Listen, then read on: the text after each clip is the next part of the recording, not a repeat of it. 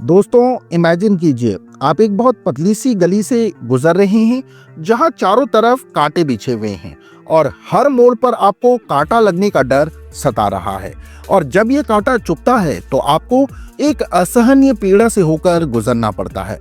कुछ इसी तरह की तकलीफ का सामना आपको फिशर जैसी प्रॉब्लम में भी करना पड़ता है। जो लोग फिशर की तकलीफ से गुजर रहे हैं उन्हें हर बार जब भी वो वॉशरूम जाते हैं तो एक डर सताता है कि ना जाने आज उन्हें कितने दर्द से होकर गुजरना पड़ेगा। दरअसल जब ऐसे पेशेंट वॉशरूम की कॉमोड सीट पर बैठते हैं तो उन्हें एक भयंकर दर्द होता है। ऐसा महसूस होता है जैसे पॉटी के रास्ते में कटाव हो गया हो, जिसकी वजह से बहुत ज्यादा दर्द के साथ ब्लड भी आने लगता है।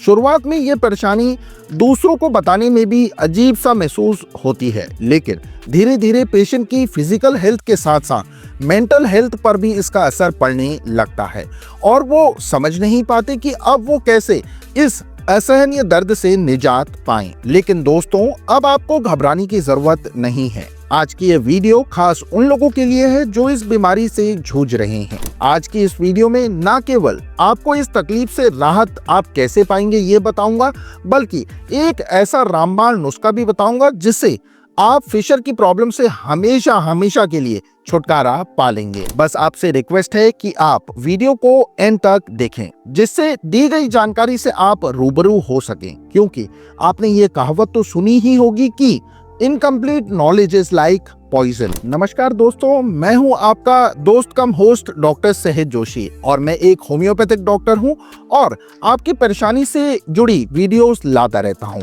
आज के वीडियो फिशर के ऊपर आधारित है। चलिए शुरू करते हैं आज का वीडियो और जानते हैं फिशर की तकलीफ से किस तरह से राहत पाई जा सकती है। सबसे पहले ये जान लीजिए कि आखिर फिशर है क्या। दोस्तों, फिशर एक गुदा समस्या है जिसमें गुदा की त्वचा में दरार आ जाती है, जिसे गुदा विकार भी कहा जाता है। ये एक दर्दनाक स्थिति होती है और इस स्थिति में पॉटी के रास्ते की जगह फट जाती है और वही कहलाती है फिशर। अब सवाल ये उठता है कि आखिर ये समस्या होती क्यों है। तो दोस्तों, खाने का गलत तरीका ही हमारे डाइजेस्टिव सिस्टम को डिस्टर्ब करता है और उसी से हमें पेट संबंधित समस्याएं होती हैं। और रही बात फिशर की, तो वो भी इन्हीं कारणों से होती है। जब हमें कॉन्स्टिपेशन की शिकायत होने लगती है और अगर लंबे समय से आप इस समस्या से जूझ रहे हैं और इस पर ध्यान नहीं दे रहे हैं तो इसकी वजह से आपको फिशर की समस्या बन सकती है। वहीं दूसरे कारण पर गौर करें तो उसकी दूसरी वजह है बार बार लूज मोशन का होना, यानी डायरिया होना।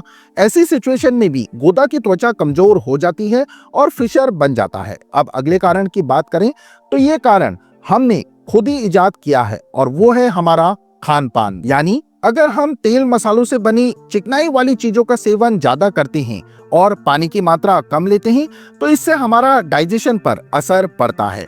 ये तो आपने भी सुना होगा कि भोजन को पचाने के लिए पानी की मात्रा शरीर में भरपूर होनी चाहिए, क्योंकि अगर हम फाइबर युक्त भोजन कम लेते हैं और पानी कम पीते हैं तो आपको भी कॉन्स्टिपेशन की शिकायत होने लगती है और फिर वो धीरे धीरे फिशर की तकलीफ में तब्दील होने लगती है।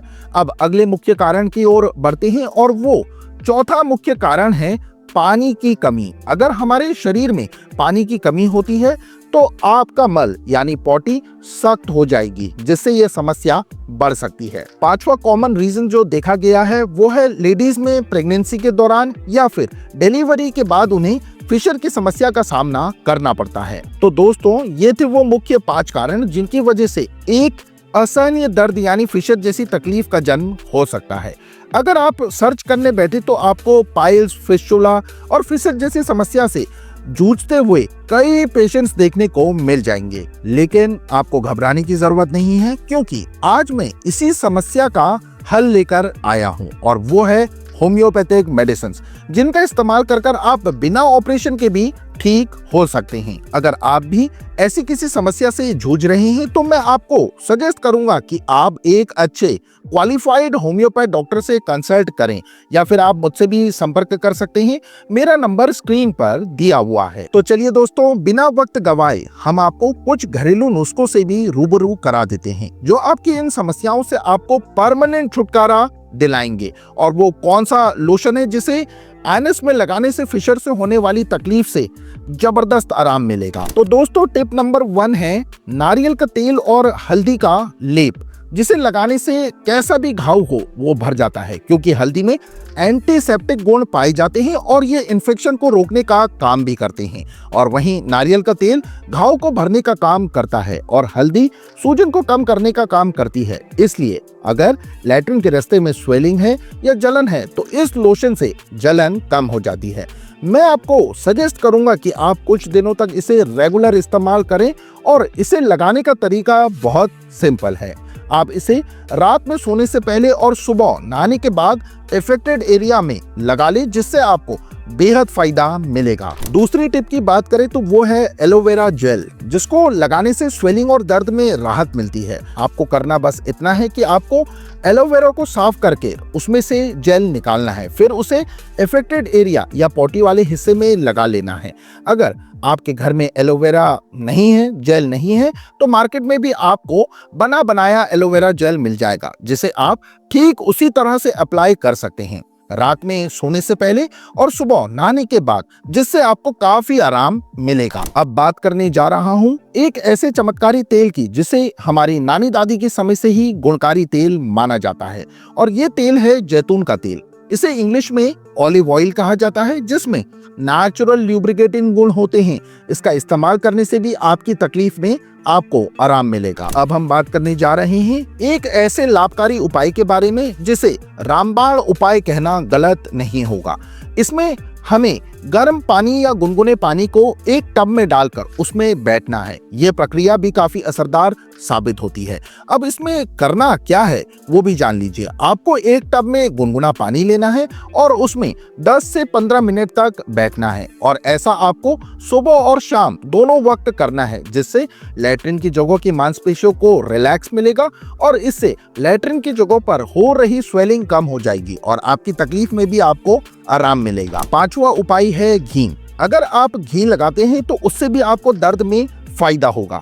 बस इस बात का ध्यान रखें कि एक वक्त में एक ही उपाय करें, और अगर आप मेरी राय माने तो सबसे पहले आपको नारियल के तेल और हल्दी का लेप से ही शुरुआत करनी चाहिए, जिससे आपको काफी ज्यादा आराम मिल जाएगा और बाकी उपाय करने की भी आपको नौबत नहीं आएगी। चलिए जानते हैं टिप नंबर 6 के बारे में, जो कि है हमारी फाइबर युक्त डाइट, जिसमें आपको ज्यादा से ज्यादा फाइबर युक्त फल और सब्जियों का इस्तेमाल करना है, जिसमें हरी सब्जियां, साबुत अनाज, ये सब चीजें इस्तेमाल करनी चाहिए, क्योंकि ये हमारे डाइजेशन को ठीक रखने और हमारी तकलीफ को कम करेंगे। 7वीं टिप है पानी, जिसे भरपूर मात्रा में पीना चाहिए, क्योंकि अगर हम पानी भरपूर पीते हैं तो हमारी कॉन्स्टिपेशन की समस्या कम हो जाती है। चलिए अब बात कर लेते हैं बोनस टिप, जिसके बारे में मैं आपसे ऊपर जिक्र कर चुका हूं। बस आपको करना कुछ नहीं है। सुबह मॉर्निंग में आपको गुनगुने पानी में नींबू का रस और हनी, शहद मिलाकर लेना है, जिससे आपका डाइजेशन सुधरेगा, साथ ही फिशर की समस्या को जड़ से खत्म करने का ये काम करेगा। इसलिए याद रखें कि फिशर जैसी समस्या को बिना ऑपरेशन के भी खत्म किया जा सकता है। बस आपको अपनी लाइफस्टाइल में कुछ चेंजेस लाने हैं और एक बार में एक ही उपाय को फॉलो करना है। लेकिन मोस्ट इंपॉर्टेंट, आपको किसी अच्छे अनुभवी क्वालिफाइड होम्योपैथ डॉक्टर से एक बार जाकर जरूर कंसल्ट आपको करना है। तो आज के लिए बस इतना ही। अगर वीडियो पसंद आई हो तो इसे लाइक शेयर कर चैनल को सब्सक्राइब जरूर करें और मेरी वीडियोस की नोटिफिकेशन पाने के लिए बेल आइकन को प्रेस करना ना भूलें। इसी के साथ आप सभी लोग अपना बहुत अच्छा ख्याल रखिए। Take care everyone. धन्यवाद। Thanks for watching.